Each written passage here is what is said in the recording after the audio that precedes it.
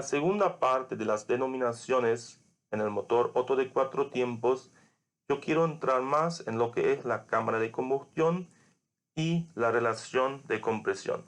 Para empezar, hay que entender que la cámara de combustión es todo el volumen que se encuentra por encima del pistón a cualquier posición del pistón. Por lo tanto, es todo el volumen que nosotros vamos a tener dentro de eventuales cavidades. Acá lo tengo pintado en amarillo. Es el volumen del cilindro. Entonces lo tengo dibujado acá con el color verde. Es el volumen del orificio en la junta culata para el cilindro. Lo tengo dibujado en gris. Y es el volumen en culata que tengo dibujado aquí en color azul.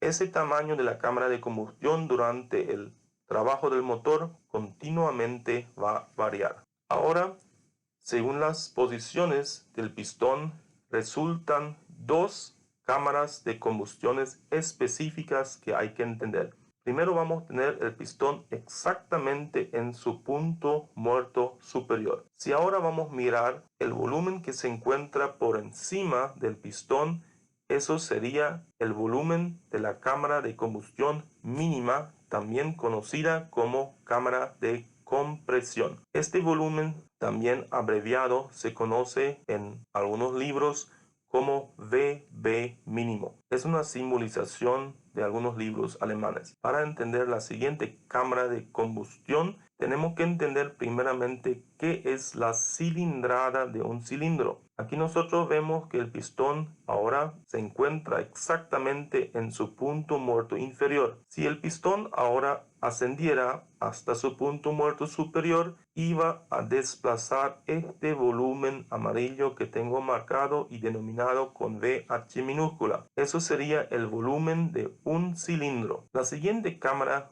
de combustión que se conoce es la cámara de combustión máxima. Para obtener la cámara de combustión máxima, el pistón debe encontrarse en su punto muerto inferior. Por lo tanto, el volumen por encima del pistón incluye la cilindrada del cilindro más el volumen de la cámara de compresión, o sea, cámara de combustión mínima. Así que para obtener el volumen de la cámara de combustión máxima se tendría que sumar volumen cámara de combustión mínima más volumen de cilindrada. Otro tema muy importante en el motor de combustión es el ángulo de encendido. Es el ángulo en grados de giro del cigüeñal, tomando como referencia siempre el punto muerto superior de trabajo del respectivo cilindro. Tenemos que entender que durante el proceso cíclico del motor de 4 tiempos, el pistón 2 veces alcanza el punto muerto superior. La primera vez que alcanza el punto muerto superior es su punto muerto superior de trabajo. Y la segunda vez que el pistón durante ese ciclo alcanza su punto muerto superior sería su punto muerto superior de solape. Cuando hablamos de ángulo de encendido, siempre hacemos referencia al punto muerto superior de trabajo. Pueden resultar tres tipos de ángulos de encendido. El primer tipo sería ángulo de encendido con avance, o sea, avance de encendido. Esto siempre va a tener lugar cuando la chispa salta antes de que el pistón haya alcanzado su punto muerto superior de trabajo. La siguiente posibilidad sería ángulo de encendido cero. Eso se iba a tener lugar si la chispa salta exactamente cuando el pistón se encuentra en su punto muerto superior de trabajo. Y la última posibilidad sería ángulo de encendido con retraso, o sea, retraso de encendido, cuando la chispa salta después de que el pistón haya alcanzado su punto muerto superior de trabajo. En las siguientes tres imágenes vamos a poder entender eso mejor. Tenemos que recordar siempre que el cigüeñal gira en sentido horario. Ahora vemos que el pistón está en ascenso. Las válvulas de admisión y de escape cerradas indican que estamos en tiempo de compresión. Y aquí, antes de que el pistón haya alcanzado su punto muerto superior de trabajo, se desencadena el salto de la chispa y con eso el comienzo de la combustión. En esta imagen nosotros vemos que el pistón ha alcanzado exactamente su punto muerto superior, las válvulas de admisión y escape cerradas indican que esta es la posición final del tiempo de compresión. Ahora, si exactamente a esa posición salta la chispa, hablaríamos de ángulo de encendido 0. En esta última imagen nosotros vemos que el pistón ya está descendiendo y las válvulas de admisión y de escape cerradas indican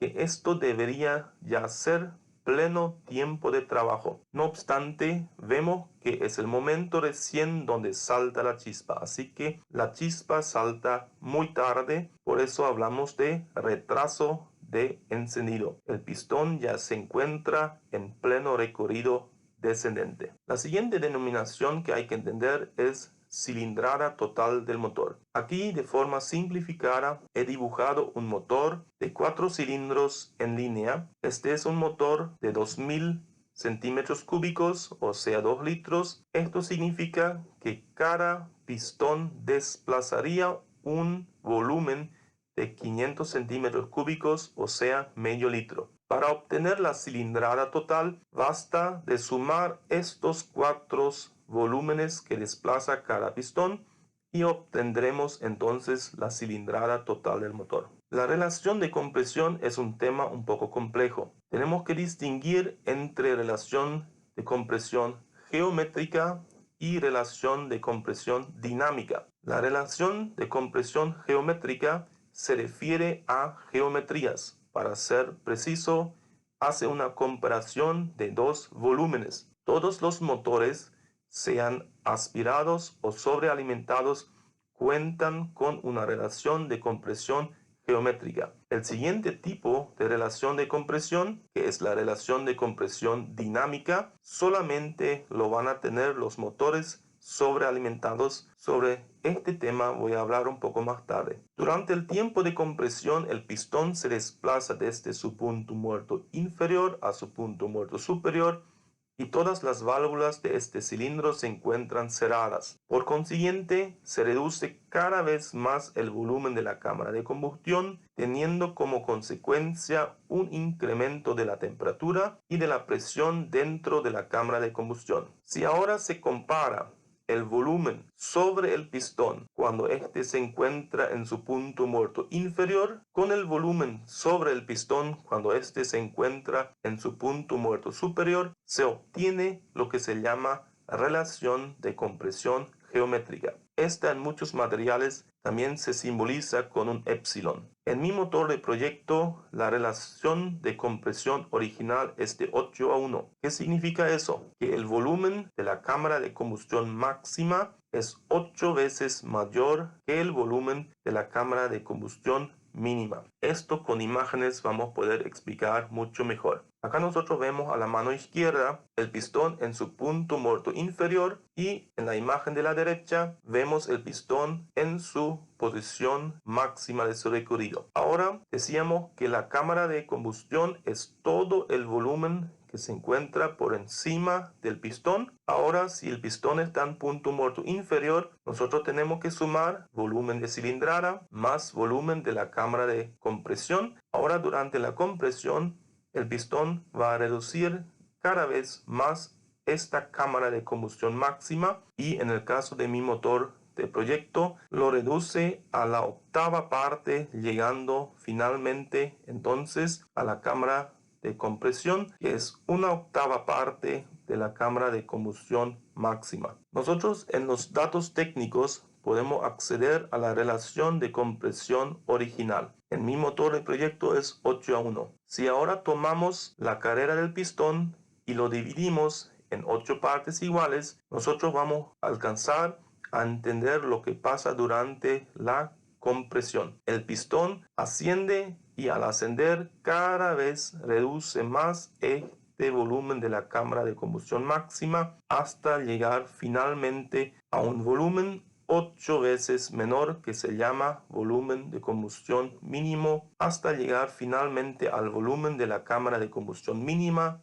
que también se conoce como cámara de compresión. Es muy importante de entender que la relación de compresión geométrica fácilmente puede ser alterada. Las alteraciones pasan cuando se taladra el cilindro, rectificación del cilindro, pasa cuando se trabaja la cabeza del pistón, se varía también cuando se instala pistones que tienen diferente altura, cuando se instala juntas de culata de diferente grosor o cuando se trabaja o se rectifica la superficie de la culata. Entonces, todas estas modificaciones alteran esta relación de compresión original y lo que hay que entender, si esta relación de compresión original se incrementa, la temperatura final de compresión se va a alterar hacia arriba. Significa que nosotros vamos a obtener una temperatura final de compresión mayor y esto puede desencadenar una eventual combustión detonante. Lo que hay que entender también que los motores sobrealimentados, sea con turbocargador o con compresor, tienen siempre una relación de compresión geométrica menor a los motores aspirados. Esto se debe a que los motores aspirados siempre aspiran la mezcla fresca y nunca entran en una fase de carga. A cambio, los motores turbinados o sobrealimentados, primeramente el primer tramo de abertura de la mariposa de estrangulación, trabajan en fase de aspiración, donde aquí nosotros vamos a tener una presión negativa o una depresión. Pero después, al incrementarse las revoluciones del motor, estos motores entran en una fase de carga. Y en la fase de carga